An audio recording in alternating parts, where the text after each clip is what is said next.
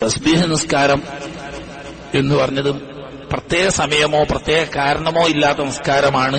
അതുകൊണ്ട് മുത്ലഖ് സുന്നത്തിന്റെ വിധിയാണ്.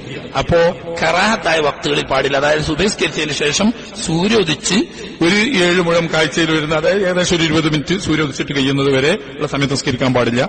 അസർ നിസ്കരിച്ചു കഴിഞ്ഞാൽ പിന്നെ മഗ്രിബ് ആകുന്നത് വരെയും പാടില്ല. നട്ടുച്ച സമയത്ത് വെള്ളിയാഴ്ച എല്ലാ ദിവസവും അതും പാടില്ല. അതേസമയത്ത് ഹർമിലാണെങ്കിൽ സമയത്തിനൊന്നും കേടൂല്ല. മക്ക ഷെരീഫിലെ ഹർമല, മദീനത്ത് വിടൂല കേട്ടോ.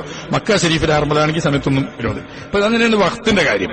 പിന്നെ തസ്ബീഹ് നിസ്കാരത്തിൽ നിന്ന് 2 റക്അത്ത് നിസ്കരിക്കുന്നു എന്ന നിയ്യത്തോടുകൂടി നമ്മൾ തക്ബീർ കെട്ടി വജ്ജത്ത് ഓതി, 2 രൂപമുണ്ട്. വജ്ജത്ത് ഓതി, ഫാത്തിഹ സൂറത്ത് ഓതി, ഏതെങ്കിലും ഒരു സൂറത്ത് ഓതി. കിട്ടുന്ന ആളുകൾ സബ്ബഹ, യുസബ്ബിഹു എന്നീ വാക്കുകളെ കൊണ്ട് തുടങ്ങുന്ന സൂറത്തുകൾ കിട്ടുന്നവർക്ക് അതാ സുന്നത്ത്. അപ്പൊ എല്ലാം കിട്ടും. ആകെ നമുക്ക് കിട്ടുക ഒരു സബ്ബിസ്മ റബ്ബിക്കല്ലേ.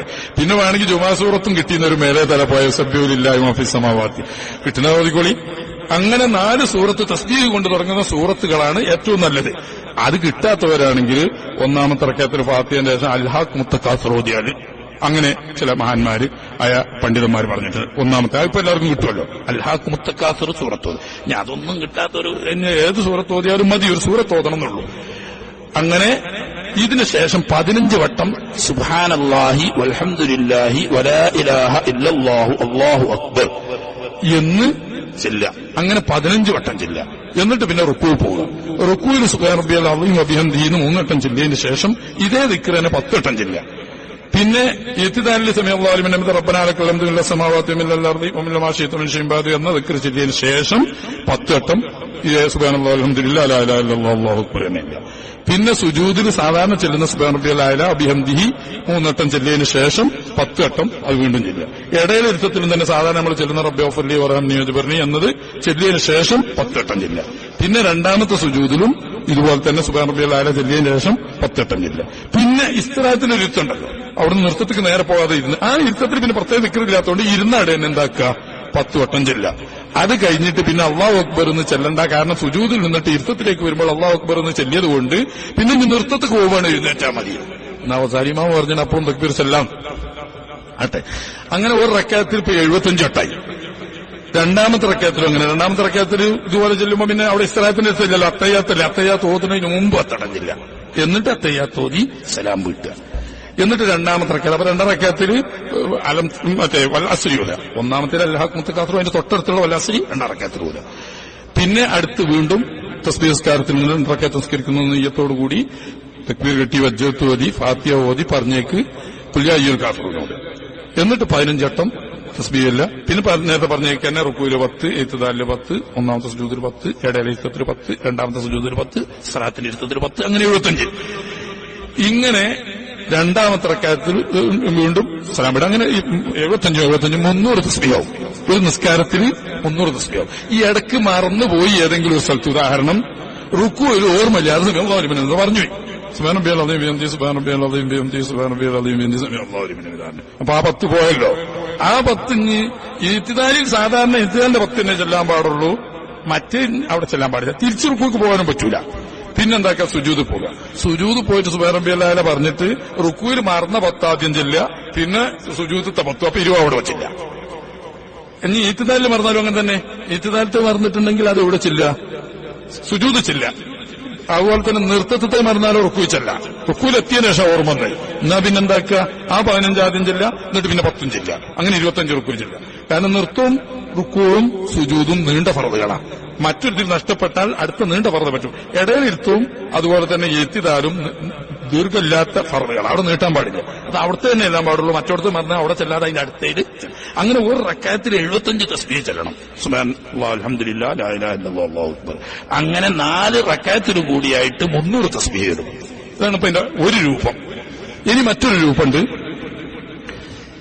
1-ാമത്തെ റക്അത്തിൽ തക്ബീർ കെട്ടി വജ്ജത്ത് ഓതുക. വജ്ജത്ത് ഓതിയിട്ട് 15 വട്ടം സുബ്ഹാനല്ലാഹി അൽഹംദുലില്ലാഹി ലാ ഇലാഹ ഇല്ലല്ലാഹു അല്ലാഹു അക്ബർ ലാ ഹൗല വലാ ഖുവത ഇല്ലാ ബില്ലാഹിൽ അലിയ്യിൽ അസീം ചൊല്ലുക. എന്നിട്ട് ഫാത്തിഹ സൂറത്ത് ഓതി പറഞ്ഞേക്ക് സൂറത്ത് ഓതി 10 വട്ടം പിന്നെയും ചെല്ലുക.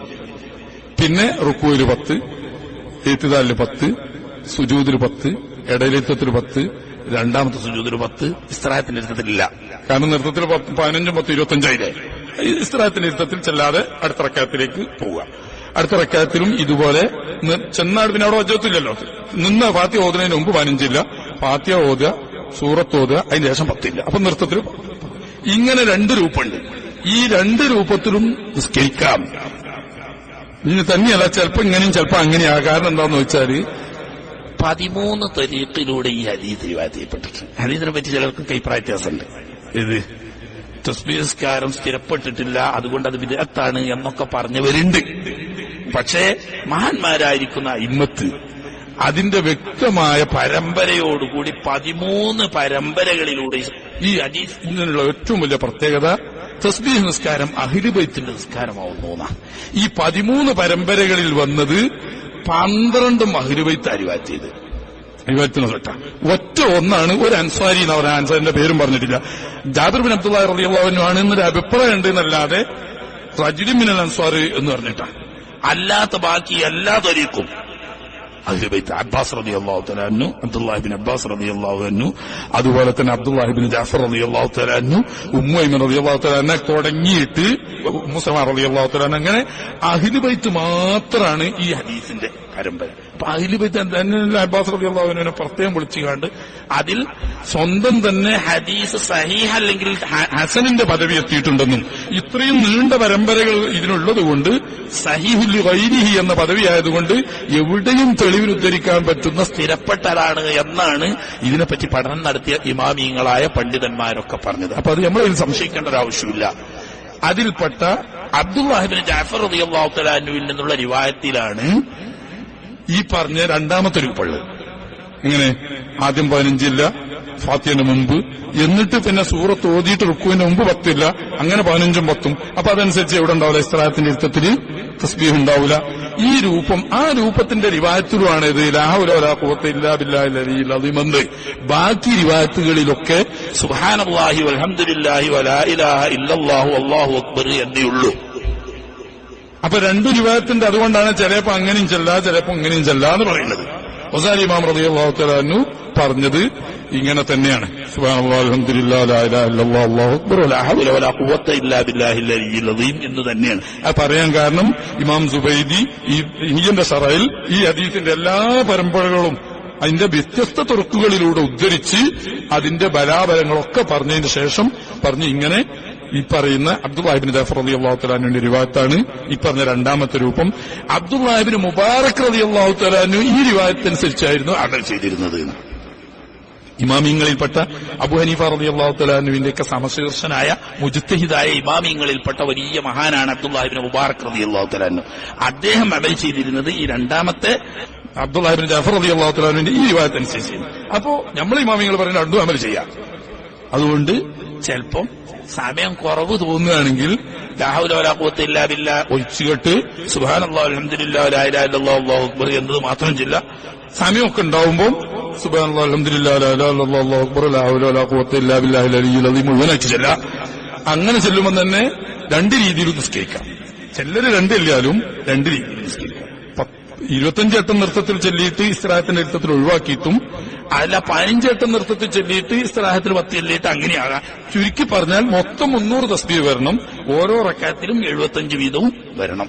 ഇതാണ് നിസ്കാരം. വളരെ കുറഞ്ഞ സമയം മതി. വളരെ ആശ്വാസം നിസ്കരിക്കുകയാണെങ്കിൽ 25 മിനിറ്റ് വേണം. കുറച്ചൊന്ന് തിരക്കിലാണെങ്കിൽ 20 മിനിറ്റ് കൊണ്ട് തന്നെ നിസ്കരിക്കാനും ആവും. അപ്പൊ അത് വലിയൊരു ദോഷം പൊറുക്കാൻ വളരെ സഹായകമാണെന്ന് റസൂലുള്ളാഹി സ്വല്ലല്ലാഹു അലൈഹി വസല്ലം തങ്ങൾ പറഞ്ഞതാണ്. അപ്പൊ അത് നമ്മുടെ ജീവിതത്തിൽ ഇന്ന് ഏറ്റവും ആവശ്യം അതാണ്. നമ്മളൊക്കെ കൽബ് ആകെ കറുത്ത് വല്ലാതെ കരിവാളിച്ചിരിക്കുന്നു. അതുകൊണ്ടാണ് ഹിദായത്തിന്റെ ഈമാനിന്റെ നൂറൊന്നും നമ്മളെ കൽബിൽ വരാത്തത്. അതിന് വേണ്ടത് ഒറ്റൊന്നാണ് ഈ ശുദ്ധീകരണം.